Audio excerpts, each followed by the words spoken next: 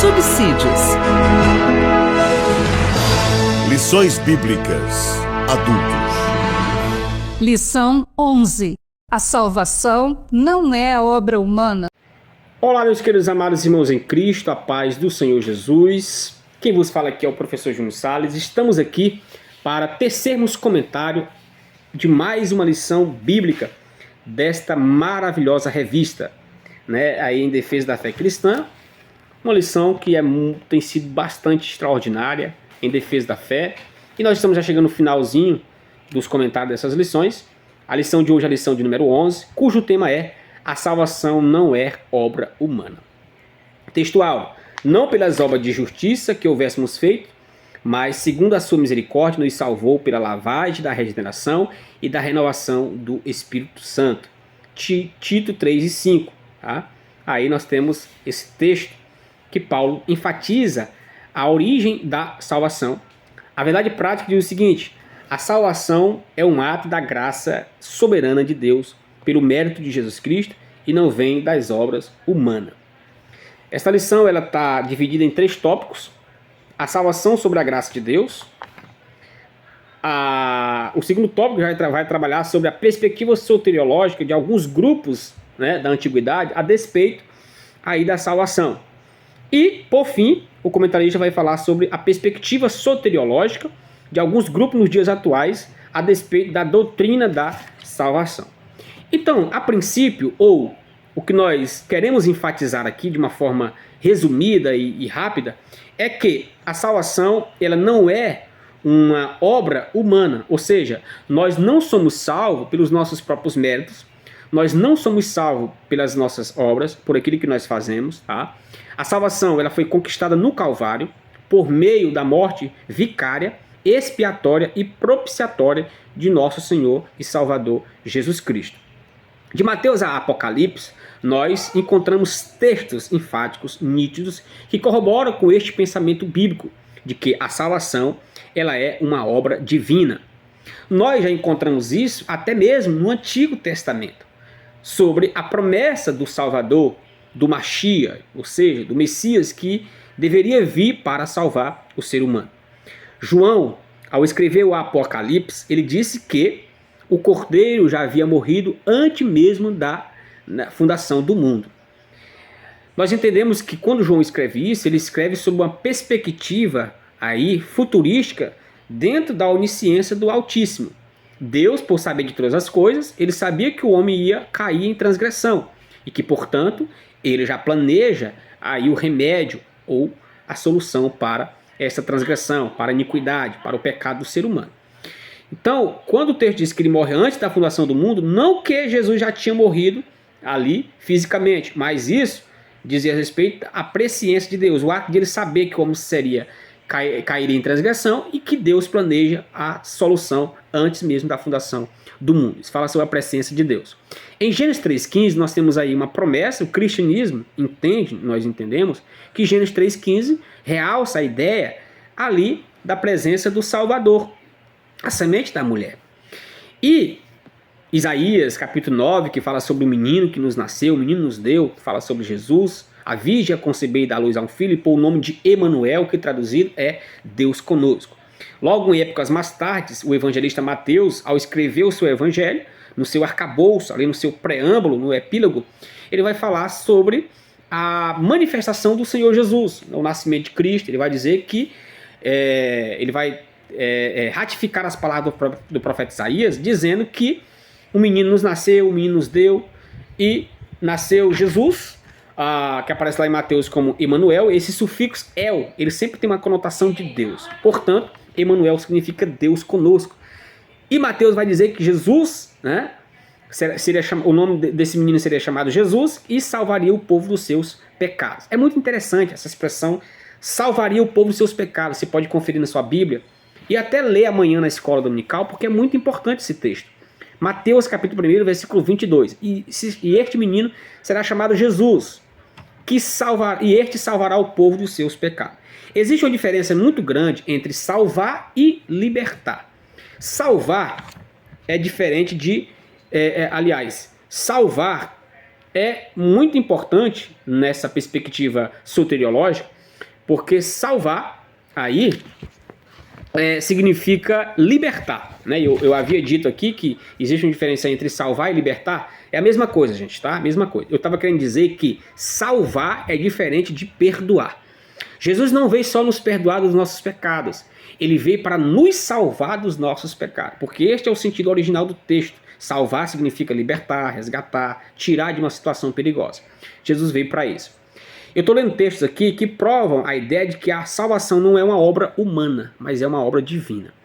Logo aqui no primeiro tópico, a salvação sobre a graça de Deus, a descrição de Paulo em Efésios é muito interessante.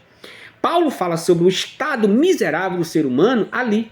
E Paulo se vale de algumas metáforas, de algumas linguagens figurativas para realçar e para retratar a imagem negra do ser humano longe de Deus. Logo nós temos esse retrato feio, vamos dizer assim, esse retrato esquisito do ser humano no Éden, quando este pecou.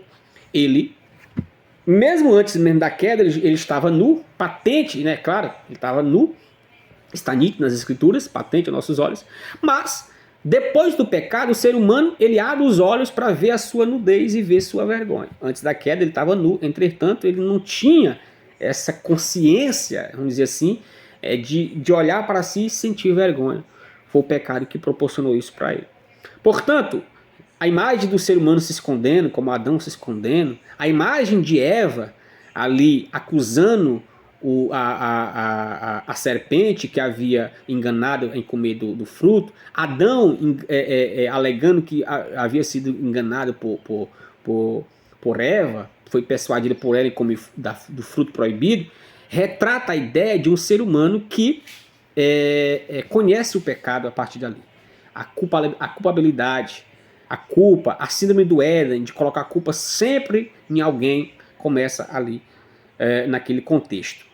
Pecado, as consequências vieram, e que, portanto, agora o ser humano estava morto em seus delitos e pecados, como Paulo fala isso. Paulo ele traz a ideia da teologia de Bereshit, isto é, a teologia de Gênesis para Efésios. Porque Paulo ele interpreta Gênesis de uma forma figurativa, mas com impactos literais. Quando você pega Gênesis, que foi trabalhado na lição anterior, Paulo vai dizer, Moisés vai dizer o seguinte, registrando a palavra de Deus: no dia em que eles comessem do fruto, eles morreriam. Só que se você vê que eles não morreram fisicamente naquele mesmo dia. Nós entendemos que a palavra de Deus ela tinha impactos em 3 proporções da morte: morte física, morte espiritual e morte eterna. Quando Paulo trabalha em Efésios, que ele nos vivificou, estando nós ainda mortos em nosso delito e pecado, Paulo está realçando ou traduzindo as palavras lá de Bereshit, de Gênesis, a palavra de Moshe, isto é, de Moisés, para os dias do Novo Testamento.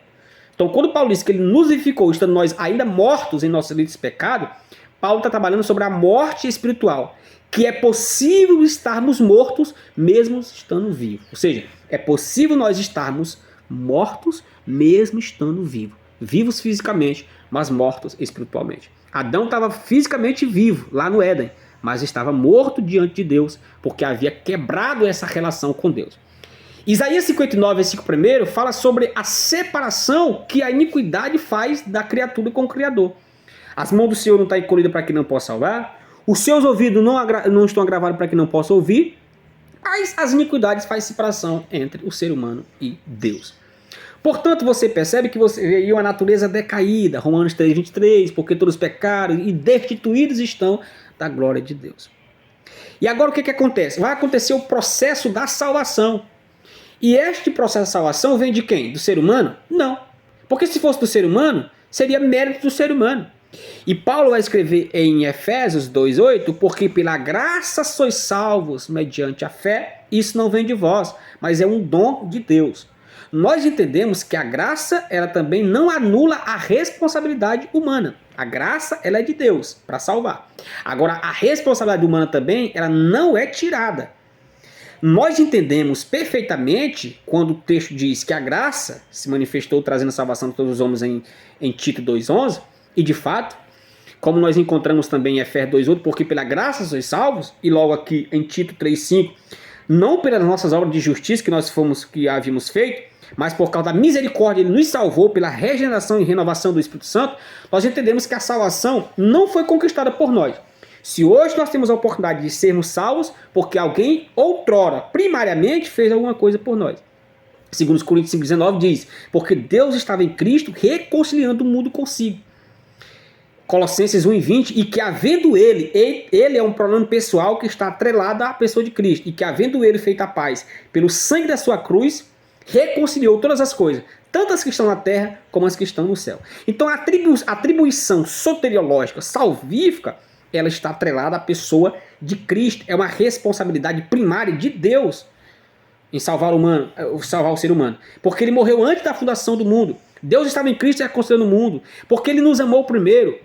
Mas Deus prova o seu amor para conosco em que Cristo morreu por nós, sendo nós ainda pecadores. Porque Deus amou o mundo de uma tal maneira que deu seu Filho unigênito para que todos que nele crê não pereçam, mas tenham a vida eterna. Mas nós temos que tomar muito cuidado com essa perspectiva, eu digo cuidado entre aspas, gente, em relação de nós falarmos só que a salvação ela é a divina de Deus e esquecermos da responsabilidade humana. Por que eu estou falando isso? Eu estou falando isso porque existem grupos teológicos por aí, dentro da soteriologia, que atacam a soteriologia em dizer que a salvação ela é incondicional. Ou seja, que só Deus tem participação na salvação e que Deus ele salva quem ele quiser, os que não serão salvos porque Deus quis que não fosse salvo, e que o ser humano não tem a participação na salvação. Isso é perigoso. Eu estou falando isso porque o ser humano também tem a participação na salvação. Quando o comentarista diz que a salvação é uma obra humana, e ele usa alguns textos da Bíblia, ele não está aqui invalidando o fato de que o ser humano não tem participação na salvação. A salvação é de Deus. Foi ele que conquistou na cruz pelo seu Filho. A salvação é um dom, é uma dádiva, é o presente de Deus. Mas isso também não anula a responsabilidade humana. Para você ter uma ideia, para que Deus pudesse justificar o ser humano, houve 3 processos. Primeiro, a manifestação da graça. Porque a graça se é manifestada trazendo salvação a todos os homens. Segundo, o processo da redenção. Cristo se manifestou, não só se manifestou em carne, mas ele crucificou o pecado na carne. Isso fala de redenção. Redenção é resgate. E o terceiro estágio, para que a graça nos alcançasse, ou para que nós pudéssemos sermos aceitos por Deus, é o estágio da justificação. Nos 2 processos, que é o processo da graça, foi Deus quem fez por meio de seu Filho Jesus. A graça se manifestou. Somente Deus poderia fazer isso por Jesus. Nós não poderíamos fazer isso. Nós não tínhamos condições, porque nós estávamos mortos em nossos delitos e pecados. Uma pessoa morta não consegue fazer nada, gente. A perspectiva, por exemplo, soteriológica, que nega a realidade da salvação, tendo como participação o homem, ele diz o seguinte: o homem está morto e não pode fazer nada. De fato, não pode fazer nada. Mas quando Paulo diz que o homem estava morto em delitos e pecado e Deus nos vivificou, isso é que Cristo nos proporcionou a oportunidade de sermos salvos. Agora, Cristo também nos deu o livre-arbítrio, que é o que entra lá em Romanos 5 primeiro. Sendo justificados pela fé, temos paz com Deus. A fé, ela é uma condição humana. E aqui entra a interpretação gramatical, que, ao meu ver, é um texto que tem causado muita polêmica dentro dos círculos religiosos, no que diz respeito ao calvinismo, arminianismo, que são 2 doutrinas, 2 escolas teológicas aí que têm causado muitas divergências nesse campo interpretativo. Interpreta, por exemplo, o termo, o termo que aparece em Efésios, porque pela graça sois salvos mediante a fé, isso não vem de vós, mas é dom de Deus. Isso não vem de vós, mas é dom de Deus. A expressão é o seguinte, a pergunta é o seguinte, quando Paulo diz que não vem de nós, mas é um dom de Deus, ele estava falando sobre a fé ou ele estava falando sobre a graça? Não vem de vós, mas é um dom de Deus. É fé ou é a graça? Logo nós entendemos aqui pelo comentarista, por exemplo, isso fica claro aí que o apóstolo emprega o pronome demonstrativo no gênero neutro na forma touto, que concorda com o substantivo neutro doron, dom, dádiva. No entanto, a cláusula, isto é o dom de Deus, diz respeito à salvação pela graça, pois as palavras fé e graça, pitse e charis, são fé menina. Quando Paulo usa, porque pela graça sois salvos, mediante a fé, isso não vem de vós, mas é um dom de Deus, a expressão, isso não vem de vós, mas é um dom de Deus, Paulo não está falando aí sobre a fé. Paulo está falando sobre a graça. Porque a graça é um dom de Deus. Mas a fé, ela é algo condicional. Paulo vai dizer lá em Romanos que porque a fé vem pelo ouvir e o ouvir a palavra de Deus. Então, existe uma interpretação soteriológica aqui em Efésios que diz, a salvação ela é totalmente responsabilidade de Deus. Não, não é só de Deus. Deus, ele é o autor da salvação. Ele é o autor, porque pela graça sois salvos mediante a fé. Isso não vem de vós, mas é dom de Deus. O que não é de nós, mas vem de Deus? A salvação, a graça. Mas a fé não. A fé, ela é condicional. Aquilo que aparece em Romanos 5 primeiro. Sendo justificados pela fé, temos paz com Deus. Justificação é o quê? A justificação dentro da soteriologia é a absolvição de uma culpa. Ele nos justificou. Mediante o quê? Mediante a fé. A justificação é um ato que acontece entre a participação de Deus e do ser humano. O que é uma justificação nos termos jurídicos? A justificação é quando o juiz ele absolve um réu mediante o júri. Mas existe uma participação do juiz e do júri. No quesito da soteriologia, a justificação é a absolvição de uma culpa. Essa culpa nós não poderíamos nos justificar sozinhos. Mas Deus foi lá, mediante a graça manifestada, morreu pelos nossos pecados, Jesus. E o que acontece? Agora, aquilo que eu falei no início, a salvação, de acordo com o cristianismo, ela não é mérito nosso. Ou seja, nós não somos salvos por aquilo que nós fazemos. Nós somos salvos por aceitar aquilo que já foi feito. Nós não somos aceitos por Deus por aquilo que fazemos. Nós somos aceitos por Deus por aquilo que já foi feito. Quando nós aceitamos o que foi feito, que foi a morte de Cristo, aí nós somos justificados. E nesse processo de aceitar aquilo que foi feito é que entra a fé. É por isso que Paulo vai dizer, sendo justificados pela fé. Porque quando eu aceito Cristo, é a fé que entra em ação. E essa fé, ela é oriunda a partir de ouvir a palavra de Deus. Como diz lá em Atos dos Apóstolos, que a Bíblia diz que Deus abriu o entendimento de Lídia para que ela ouvisse o Evangelho. E ela respondeu positivamente ao chamado do Evangelho. Então eu posso ouvir e não responder ao chamado do Evangelho. Então a fé, ela não é, aí como alguns calvinistas vão dizer em Efésios 2:8, essa expressão, isso não vem de vós, não é dom de Deus, esse pronome neutro aí, totus, ele não está atrelado à expressão fé, pítice ou charis. Ele está atrelado à ideia aí do dom de Deus, que é a soteriologia, que o termo grego aí é soterion. Essa expressão soterion que está em conexão com o termo totus, que é neutro, e não com charis, que é graça, e pítice, que é fé. Se Paulo estivesse trabalhando, por exemplo, a ideia de que a fé é um dom de Deus, então nós não teríamos participação na salvação. Jesus chamou o jovem rico para ele seguir Jesus, mas ele não seguiu. Deus deu uma oportunidade para ele, mas ele disse um não para Jesus. Então, a salvação é obra de Deus, mas ela não tira a responsabilidade humana. A fé, ela é condicional, ela é oriunda a partir de que você aceita Jesus. Quando Paulo diz lá em Romanos também, porque a nossa redenção está muito mais perto do que quando nós aceitamos a fé, quando nós cremos em Jesus. E para encerrar, meus queridos amados irmãos, nós temos aí as heresias que norteiam a despeito da soteriologia, o ramo da teologia que estuda a salvação. As testemunhas de Jeová, nós temos aí também o islamismo, e nós temos também o mormonismo, e nós temos os reencarnacionistas. Os reencarnacionistas são aqueles que acreditam na reencarnação, dizer que o João Batista aí é uma incorporação do profeta Elias e tal, e que eles anulam aí a salvação na pessoa do Senhor Jesus Cristo. Nós temos os galacionistas, que eram os judaizantes, que eu falei aqui. Os galacionistas é o seguinte: a salvação para os galacionistas, isso é uma perspectiva legalista. Galacionista, gente, isso vem de Galácia, lá da Galácia, uma cidade que Paulo escreveu Gálatas, beleza? Quando Paulo vai trabalhar a epístola, que é uma apologia ao cristianismo, né, ele vai trabalhar essa questão de que a lei ela não veio para salvar, mas para nos tornar conhecido o pecado. Paulo vai dizer que se a graça, se a justiça vem da lei, então Cristo morreu em vão. Então nós entendemos aí que os galacionistas eram aqueles que negavam a salvação mediante a obediência às diretrizes do cristianismo, e que eles acreditavam que a salvação era participada, ou oriunda da perspectiva aí da lei mosaica. Nós temos os gnósticos, que apregoavam a visão dualista do universo, certo? Nós temos os gnósticos aí, que estes também negavam a pessoa do Senhor Jesus Cristo como um ser divino, como um ser que veio para salvar o Senhor Jesus. E as epístolas de João combatem essas heresias, dizendo que se alguém negasse que Jesus veio em carne, isso não era um Espírito de Deus, mas um Espírito do Anticristo. Nós temos o islamismo, nós temos o testemunho de Jeová. A salvação não está em Cristo, mas na organização religiosa dela, diferente do que ensinam a Bíblia.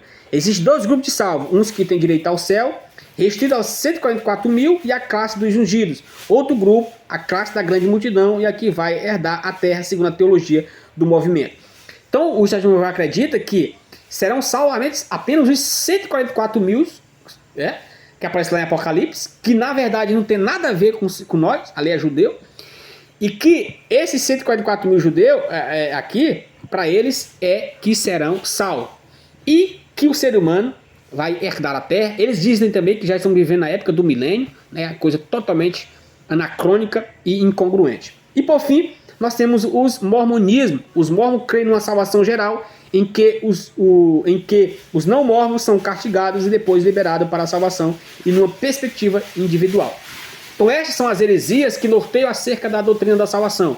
Nós temos também muitas outras doutrinas que negam aí a pessoa de Cristo como sendo o propulsor da salvação. Queridos, que o Senhor Jesus Cristo os abençoe poderosamente a sua vida em nome de Jesus.